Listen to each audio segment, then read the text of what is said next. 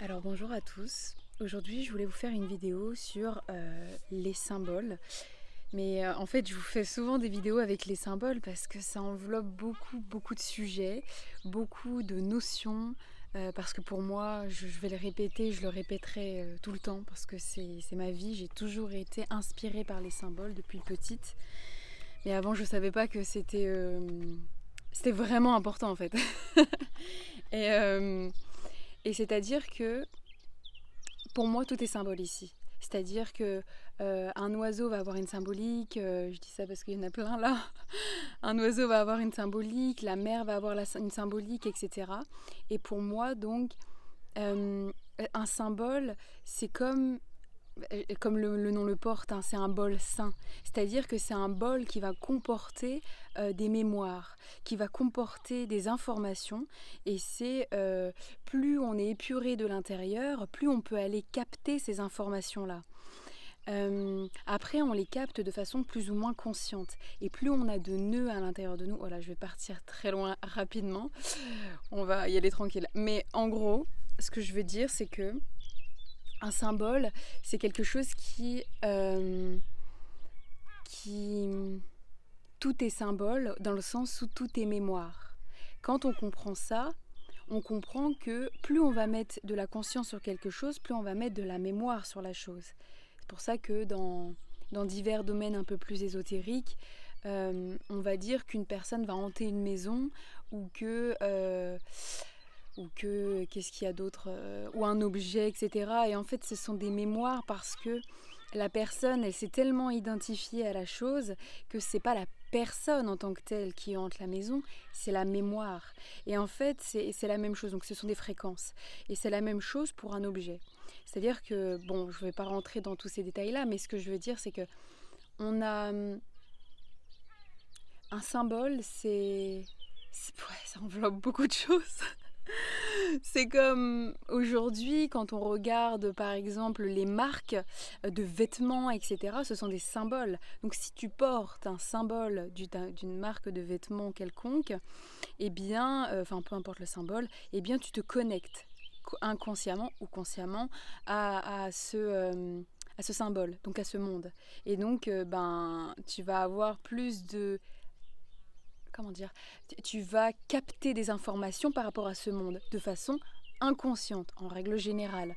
Très peu sont ceux qui ont conscience de ça, mais quand tu vas apporter de façon consciente, ben, c'est parce que tu veux, bon, pour diverses raisons, mais si tu ne veux pas, enfin tu le fais de façon inconsciente, ça va venir parasiter tes pensées. Mais tu t'en rends même pas compte en fait, c'est vraiment très subtil. Ça va influencer tes choix de vie, tes orientations. Donc ça va influencer d'une certaine façon ta destinée. Et c'est ça qui est très intéressant, c'est que quand tu comprends réellement et sincèrement tout ça, quand tu l'as véritablement perçu de l'intérieur, eh bien tu fais beaucoup plus attention à ce que tu portes, à ce que tu regardes, à ce que tu écoutes, à ce que tu manges, etc., etc. Parce qu'il y a véritablement une recherche de, ouais, pureté, clairement. Je le dis, et je pèse même pas mes mots. Pour moi, c'est vraiment cet aspect de pureté, de transparence, pour être capable justement de véritablement capter les informations nécessaires pour pas être parasité tout simplement, pour avoir un choix de vie qui est d'être en adéquation avec la nature, avec ce qui est en dehors des, des, des contingences humaines, des comment dire, on est dans un monde moderne où on a beaucoup d'informations au niveau des symboles et plus on va être porté à aller dans la nature, plus on va être dans la nature justement, ce que font et disent beaucoup les Esséniens d'ailleurs, ce n'est pas anodin, parce qu'ils ont conscience de ces lois-là, eh bien il y a il y a un nettoyage naturel qui se fait. Mais donc il faut aussi penser au fait que c'est pas parce qu'on est dans la nature qu'on va pas être parasité par la suite si on reporte sa petite marque de vêtements sportifs préférée. Mais ce que je veux dire, c'est que plus on a véritablement conscience de ça et plus on est sensible à tout ça, plus vraiment ça a une influence en fait sur notre vie, sur nos choix, sur nos goûts, sur nos orientations internes. Et on n'est pas limité en tant qu'humain. On a vraiment des capacités qui sont beaucoup plus que ce que la science peut nous dire aujourd'hui, que ce que l'on peut croire aujourd'hui, etc. Je le sais par connaissance d'expérience.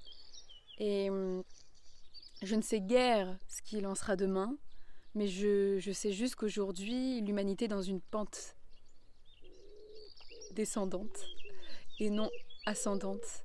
Et c'est pourquoi je vais partager des choses qui pour moi m'apparaissent être évident et essentielles de transmettre pour éviter de tomber dans la surconsommation, dans des dérives, tout ça, parce que en fait les peurs qui nous animent, qui animent l'humanité, eh bien elles se nourrissent de tout ça. Pourquoi ? Parce que c'est pour la reconnaissance, c'est pour l'acceptation de l'autre, c'est parce qu'on est en manque d'amour de soi, en manque de conscience de ce que nous sommes de toute éternité, qui fait que naturellement on va rechercher à une approbation externe par exemple le fait de s'associer à une marque, le fait de s'associer à quelque chose, etc.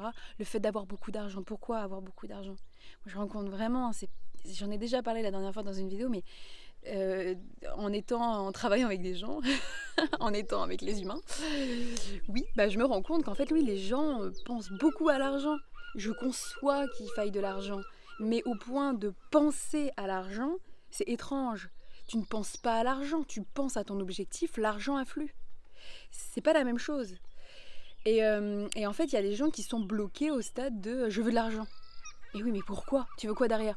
Parce que je serai en paix. Mais oui, ok, mais si t'as des pulsions de manger beaucoup, ou si t'as des pulsions je sais pas, de beaucoup t'habiller, ou j'en sais rien, de surconsommation de viande, ou je sais pas, ou enfin voilà, si t'as des pulsions en fait d'achat compulsif, ouais c'est ça, au niveau des voitures, ouais, il y a plein de choses comme ça effectivement qui existent. En fait, effectivement, il va y avoir un décalage, en fait. Il va y avoir une fuite dans le bateau. Donc, à un moment donné, il faut savoir se reconnaître intérieurement pour voir la grandeur de ce que nous sommes.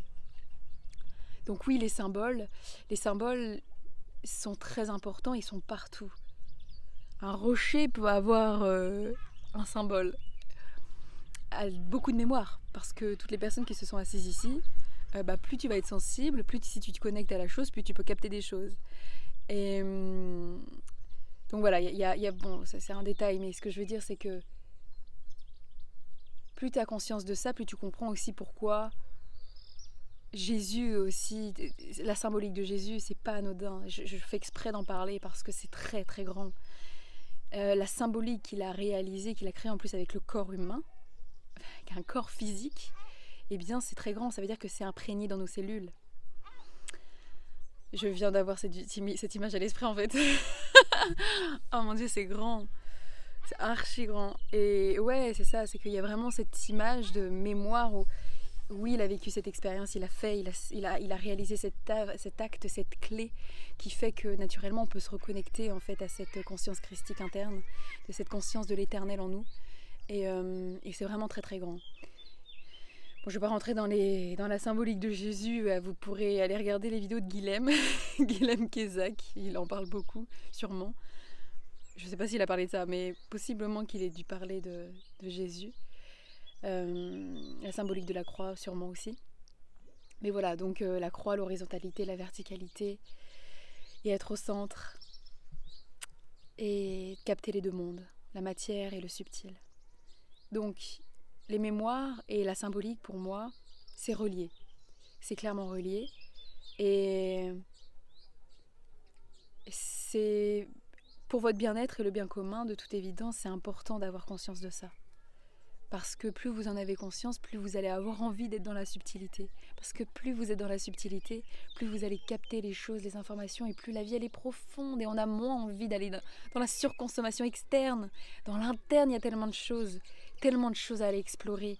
Regarder une pierre et se connecter à une pierre. Il y en a pour qui c'est complètement perché. Moi, je sais qu'il y a des gens autour de moi, moi j'en rigole parce que je sais ce que je ressens, je sais ce que je vois, je sais ce que je capte. J'ai déjà eu des preuves par expérience, donc je n'ai pas besoin d'approbation externe à ce niveau-là. Mais j'ai des personnes, des fois, dont un collègue avec qui je travaille qui me dit que je vois des licornes. Il me fait rire, mais bah, ça montre aussi à quel point il est grossier à l'externe. Et que ça me fait plus de peine pour lui-même parce qu'il est, il est plus à l'externe et donc il est dans le grossier et donc il est dans la surconsommation extérieure et il s'est pas reconnu pleinement. Et il n'a pas compris que le voyage était intérieur et pas extérieur. Oui, l'extérieur c'est sympathique, mais on avance dans la matière, mais on capte de l'interne. Et ça c'est vraiment important de le voir. En tout cas moi c'est comme ça que je vois la chose et je pense que c'est que comme ça que l'humanité pourra être bienveillant envers la nature et envers la planète, parce qu'on n'est pas là pour piller la planète, mais on est là pour l'explorer de l'interne, tout en étant dessus. Parce qu'on capte par la matière, et on capte, on est avec la matière, mais on capte dans l'interne. Et on va aller puiser, on va aller voir, prendre des informations, échanger, je préfère ce terme. On va échanger de l'information, comme si la pierre c'était notre frère, en fait, c'est tout. Je veux dire, ça nous apporte l'information et vice versa, on se transmet. Et pour que l'information se transmette et qu'il y ait une fluidité, c'est normal qu'il y ait un échange. Dans la vie, il y a toujours un échange. Il n'y a jamais rien qui est là gratuitement, c'est toujours une fluidité. C'est que si tu captes, c'est que la chose te capte. Ce que tu regardes te regarde. C'est toujours la même chose. Donc, c'est beaucoup de choses à raconter. Mais voilà, je vais rester là-dessus, parce que 11 minutes c'est déjà pas mal. Mais n'hésitez pas, si vous avez des questions, moi ça me permettrait de pouvoir mieux cibler la chose, parce que j'ai beaucoup de choses à raconter sur les symboles. Et prenez soin de vous, et n'oubliez pas, qualité avant la quantité. Je crois que ça va être une grande clé, parce que je l'ai déjà dit dans la dernière vidéo. Mais ouais, vraiment, qualité avant la quantité. Et pourquoi vous avez cette chose-là? Pourquoi vous la gardez? Pourquoi vous avez... Je dis ça parce que dans les maisons, souvent dans les maisons que j'ai pu voir récemment, beaucoup d'informations, beaucoup d'objets, beaucoup de choses. C'est... ouais. Pourquoi tu gardes la chose? Quelle est la valeur que tu lui portes? Si tu te dis, je sais pas, va voir dedans. Regarde, écoute. Est-ce que ça te pèse? Est-ce que ça te permet de t'élever intérieurement, de t'alléger? Ou est-ce que ça t'alourdit? Et ça, c'est très important.